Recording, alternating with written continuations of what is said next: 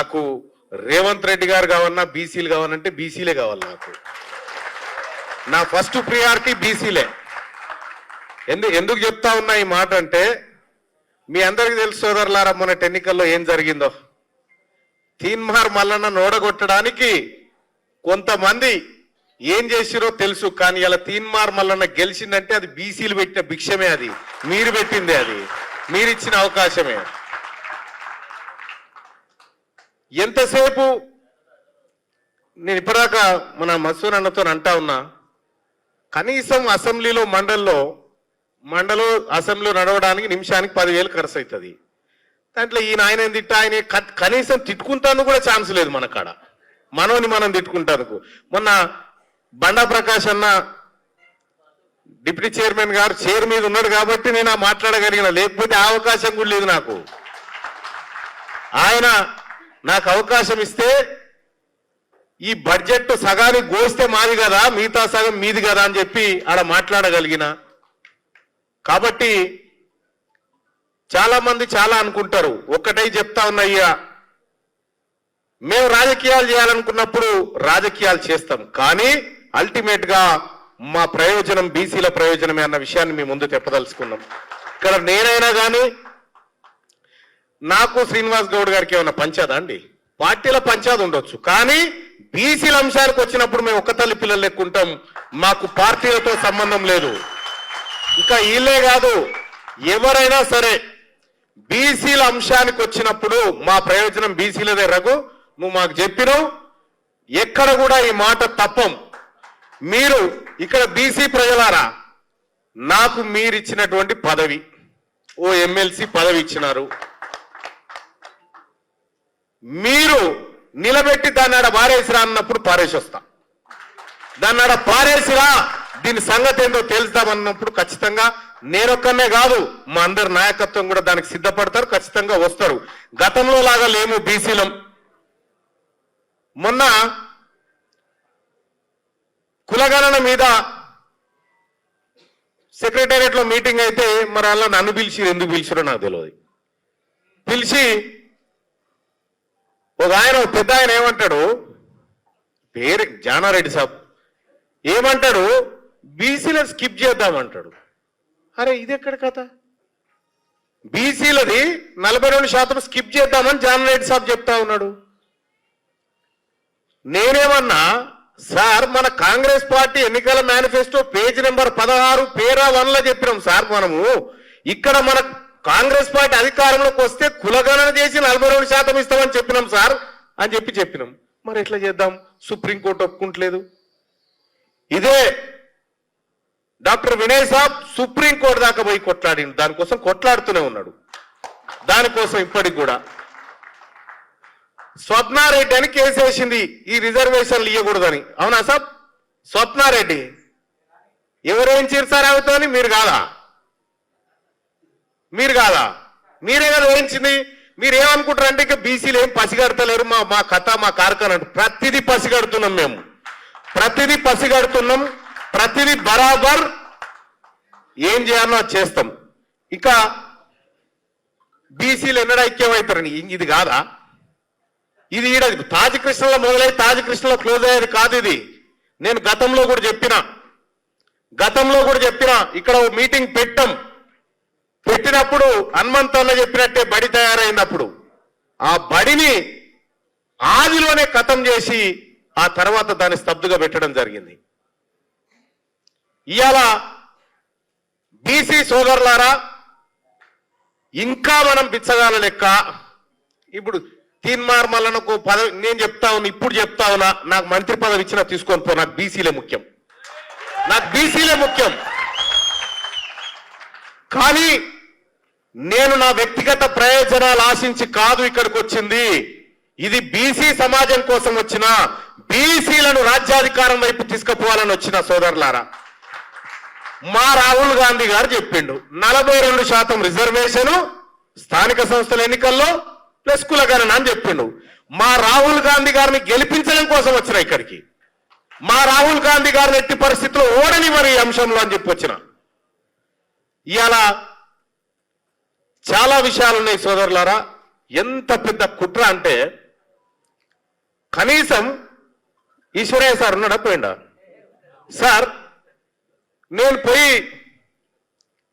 ముఖ్యమంత్రి గారికి ఒక రిప్రజెంటేషన్ చేసిన, ఏమనంటే sir advocate general, additional advocate general మా బీసీలో ఒక్కడు లేడు సార్, ఒక అవకాశం ఏంటంటే మనకిచ్చే ఇంట్రెస్ట్ లేదని చెప్పిండు సార్.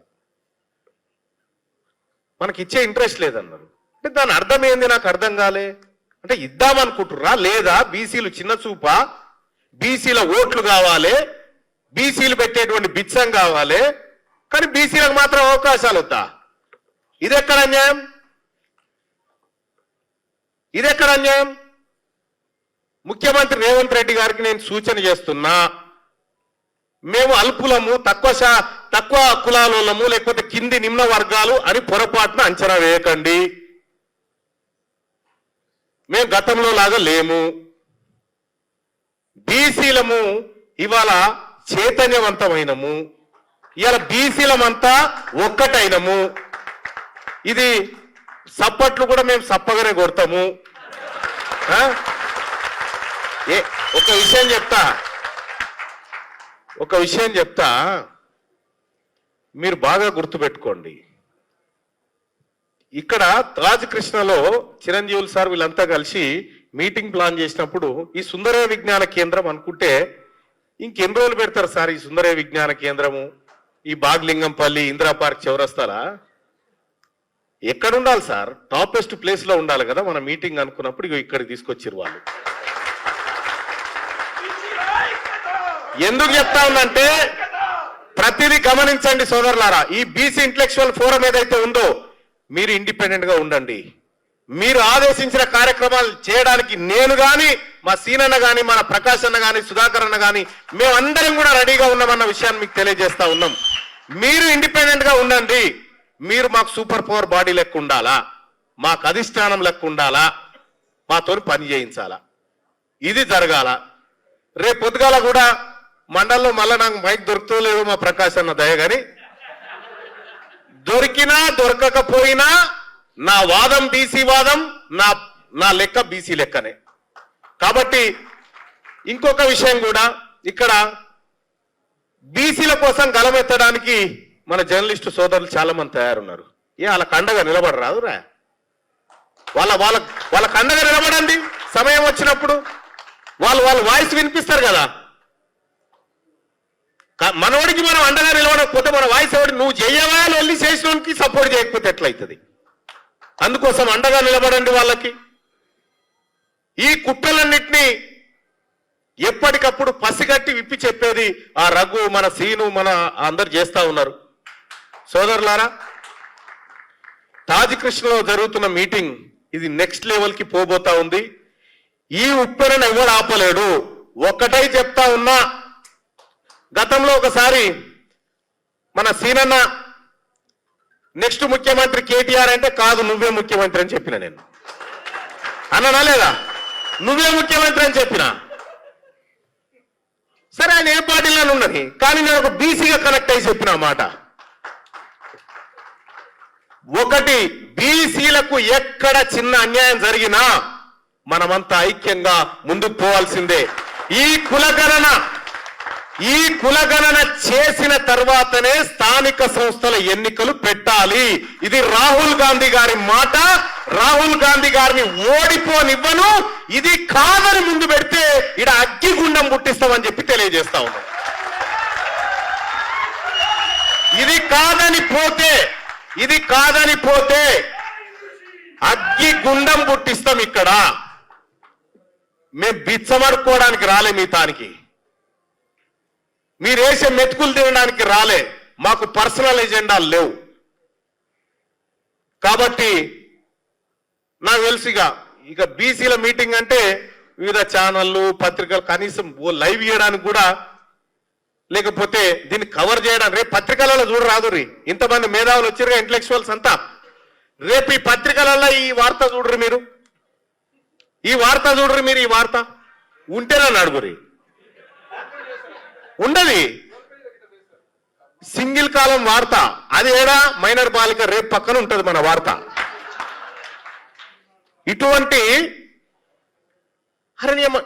ఒకసారి నేను పొద్దుగాల నేను 4:30కి లేచి అలవాటు నాకు డైలీ.